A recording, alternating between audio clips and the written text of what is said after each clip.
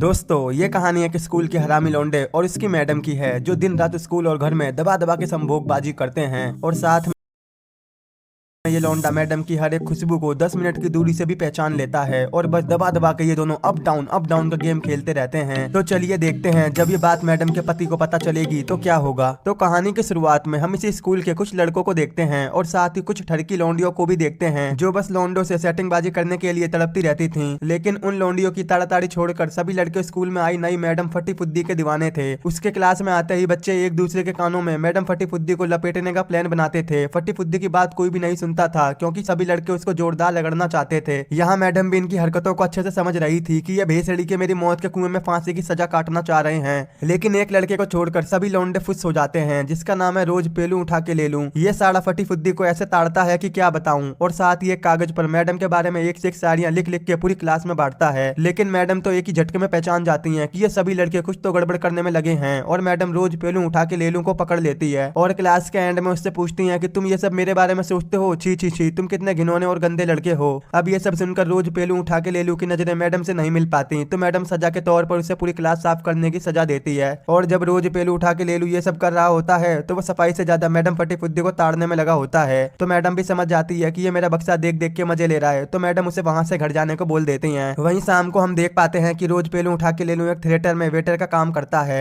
अब अगले दिन जब वो स्कूल जाता है तो मैडम फटी फुद्दी उसके आसपास ही घूमती रहती है जिससे वो थोड़ा अजीब सा फील करता है। यहाँ हमें साफ साफ पता चलता है कि मैडम फटी फुद्दी जानबूझकर रोज पेलू उठा के ले लूं के पीछे पीछे डोल रही है। इसके बाद जब रोज पेलू उठा के ले लूं अपनी जॉब से वापस घर आता है तो वो एक लौंडिया लेस्बो को देखता है जो उसके पड़ोस में ही रहती है जो रोज पेलू उठा के ले लूं को बहुत पसंद करती है और उससे हर एक वो चीज करना चाहती है जो एक आदर्श गर्लफ्रेंड अपने बॉयफ्रेंड से चाहती है। लेकिन रोज पेलू उठा के ले लूं उसे घंटा भाव नहीं देता इसीलिए वो उसे इग्नोर करता रहता है क्योंकि उसके आसपास तो बस मैडम फटी फुद्दी की खुशबू ही खुशबू थी। वो घंटों घंटों स्कूल में मैडम को देख देख के ताड़ता रहता था। मैडम भी उसे ऐसे भाव दे रही थी कि जैसे उसने अपना पिटारा रोज पेलू उठा के ले लूं का नाम कर दिया हो। अगले दिन जब क्लास में कोई नहीं होता तो वो मैडम से बहुत सारे सवाल पूछता है जिसके जवाब मैडम भी बड़े मजे से हंस हंस के दे रही थी। और इसी मौके का फायदा उठाकर जब वो कुछ किताबों को उसके पास रखने जाता है तो वो मैडम की खुशबू से मनमोहक हो जाता है और मैडम भी उसे पूरा महसूस करती है। इन दोनों के दिल और दिमाग में बहुत कुछ चल रहा था। इस सीन के बाद से वो दोनों एक दूसरे की खुशबू को सूंघ सूंघ कर ताड़ाताड़ी करते रहते थे स्कूल में, प्लेग्राउंड में और कभी कभी तो रोज पेलू उठा के ले लूं मैडम के घर भी उसे ताड़ना चला जाता था।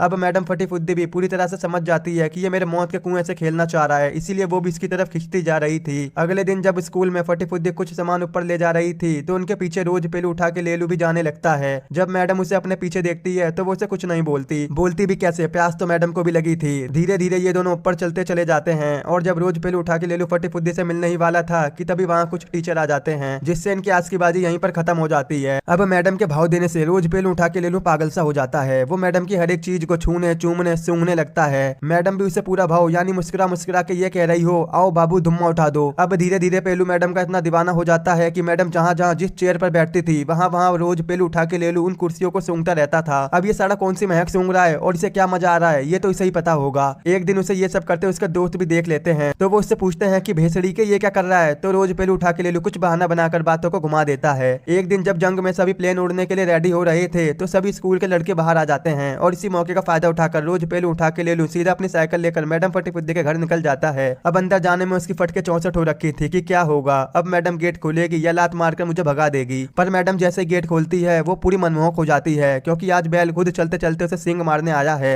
अब मैडम जरा सी भी देरी नहीं करती और उसे अंदर बुला लेती हैं और फिर दोनों वो सब करते हैं जो ये काफी दिनों से चाह रहे थे यानी कि मौत के कुएं का प्यासा गेम। इसके बाद ये दोनों बहुत फ्रैंक हो जाते हैं और बहुत सारी बातें करते हैं। यहाँ फटी फुद्दी रोज पेलू उठा के ले लूं से यह भी कहती है कि तू मेरे घर रोज मत आइयो क्योंकि मैं शादीशुदा औरत हूँ, मेरा पति किसी भी टाइम यहाँ पर आ जाता है इसलिए तू तभी आइयो जब मैं तुझे बुलाऊं। यहाँ रोज पेलू उठा के ले लूं को मैडम की बातों से कोई दिक्कत नहीं होती, उसे तो बस मैडम का बब्बू घोसा का तरबूजा बनाना था। अब ये सिलसिला गचागच चालू रहता है। लेकिन एक दिन मैडम से गलती हो जाती है, वो लेलू को बुला तो लेती है लेकिन कुछ ही देर बाद उसका पति फ्रैंक घर पर आ जाता है और वो लेलू को देख लेता है पर वो उसे कुछ नहीं कहता। उसे लगता है कि ये फटी फुद्दी का स्टूडेंट है, भला ये क्या करेगा। वहीं मैडम को लगता है कि फ्रैंक को सब कुछ पता चल गया है लेकिन ऐसा कुछ नहीं होता जिससे मैडम और सटपट बावड़ी हो जाती है। है, क्योंकि जब एक बार मौत के कुएं में आग लग जाती है तो अच्छे अच्छे धरे के धरे रह जाते हैं। अब जब भी इन दोनों को मौका मिलता तो ये रगड़ा रगड़ी की कोई कसर नहीं छोड़ते और धीरे धीरे और करीब आते चले जाते हैं। क्लास के टाइम ये बस मुस्कुरा मुस्कुरा के एक दूसरे को इशारे करते रहते हैं, लेकिन इन्हें क्या पता था कि आगे अब क्या कांड होने वाला है। अब रोज पेलू उठा के लेलू मैडम का इतना दीवाना हो रखा था कि इससे अब अकेले नींद भी नहीं आती थी, तो इसीलिए वो सीधा फटी फुद्दी के घर चला जाता है, क्योंकि उसे लगता है कि आज फ्रैंक घर पर नहीं होगा। लेकिन वो उस रात घर पर ही होता है और उसे देख लेता है। पर रोज पेलू उठा के लेलू की किस्मत अच्छी होती है कि फ्रैंक नींद में होता है, इसीलिए वो उसे नहीं देख पाता और इसी मौके का फायदा उठाकर वो वहां से भाग जाता है। अब इसके कुछ दिनों के बाद मैडम फटी फुद्दी का बर्थडे होता है, तो लेलू उसके लिए गिफ्ट लेकर उसके घर जाता है, जहां एक बार फिर से उसकी मुलाकात फ्रैंक से हो जाती है। फ्रैंक उसे अभी भी कुछ नहीं कहता, क्योंकि इसे उनके अफेयर के बारे में कुछ भी नहीं पता होता। लेकिन यहाँ यह दोनों एक दूसरे से बातें करना शुरू कर देते हैं, जिससे इनकी दोस्ती अच्छी होने लगती है।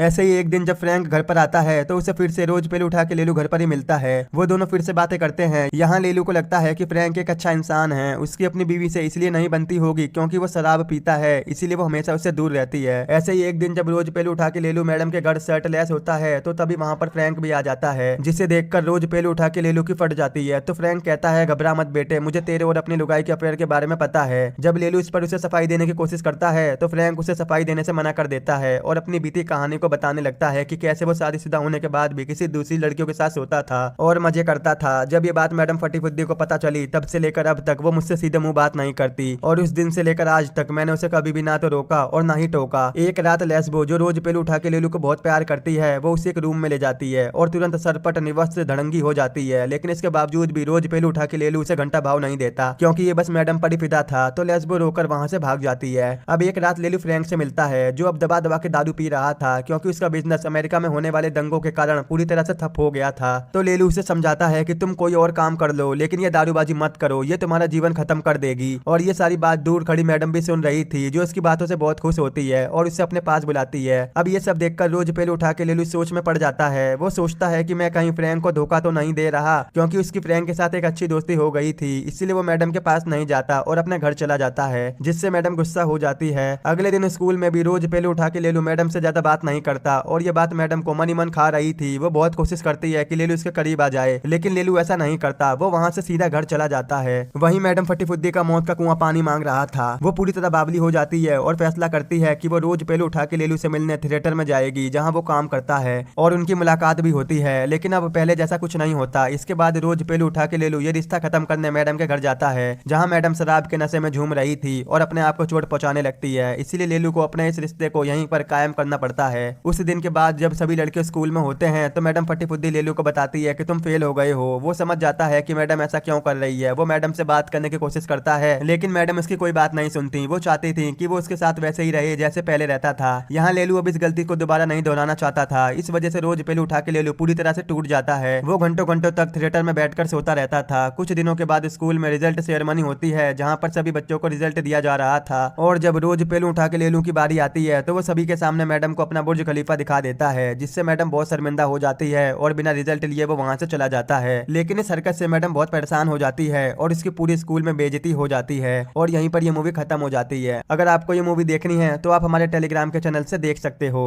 और चैनल को सब्सक्राइब करना मत भूलना। लव यू प्यारे भाइयों।